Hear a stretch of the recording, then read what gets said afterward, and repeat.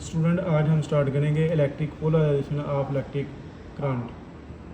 बेटा इस आर्टिकल में हम सीखेंगे, जो इसकी समरी मैं आपको बताता हूँ कि कैपेसिटर जो डाइलेक्ट्रिक की मौजूदगी में चार्ज स्टोर करता है तो वो कैपेसिटेंस ऑफ कैपेसिटर कैसे बढ़ा देता है।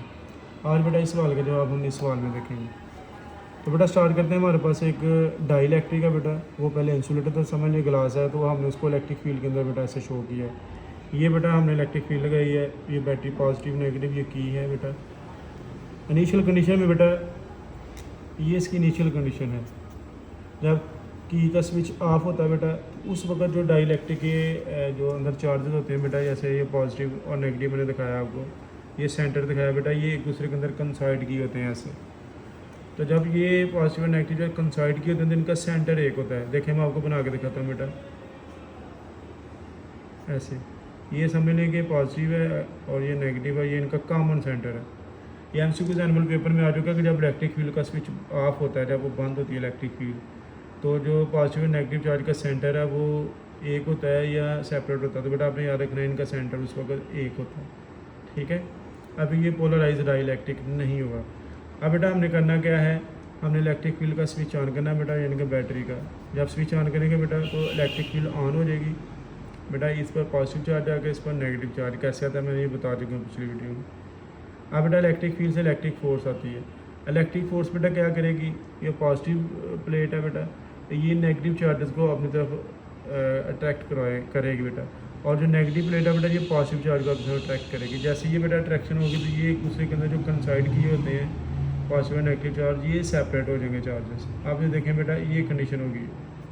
आप बेशक इधर नेगेटिव लिख लें, इधर पॉजिटिव, बैटरी पे डिपेंड करता है उसकी पोलैरिटी पर बेटा। अब ये सेपरेट हो चुके हैं charges.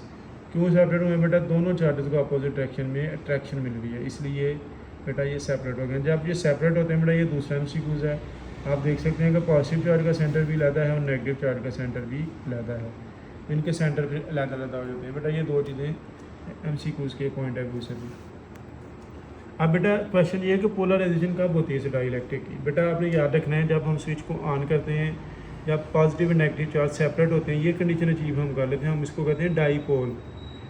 Positive negative positive negative positive negative. बेटा डाई का मतलब होता है टू और पोल का मतलब दो पोल बनना। बेटा डाईपोल को हम ये भी कहते हैं distance between two equal and opposite charges form dipole. बेटा जब हम इक्वल और अपोजिट चार्जेस लेते हैं तो जो डिस्टेंस है उसकी वजह से एक डाईपोल बना देते हैं।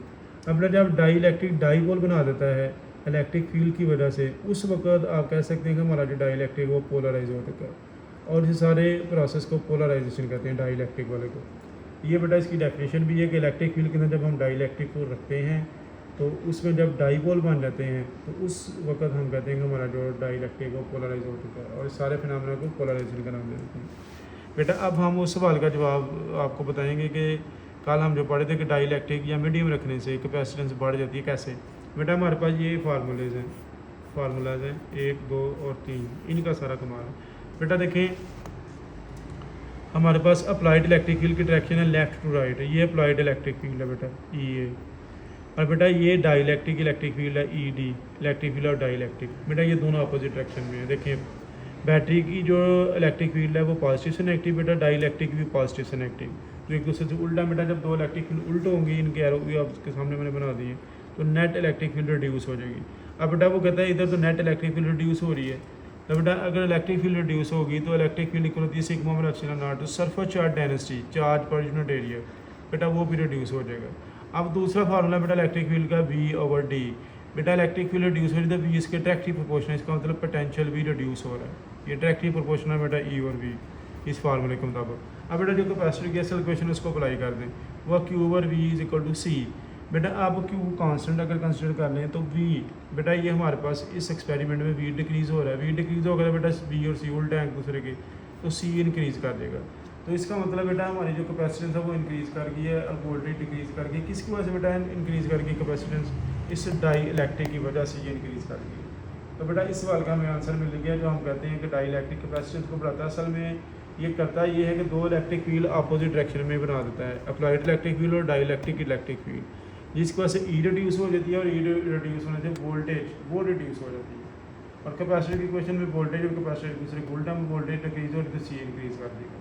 तो ये सारी बेटा कहानी है पोलराइजेशन की वजह से तो कैपेसिटी की चार्ज होल्ड करने की सलाहियत है वो बढ़ जाती है।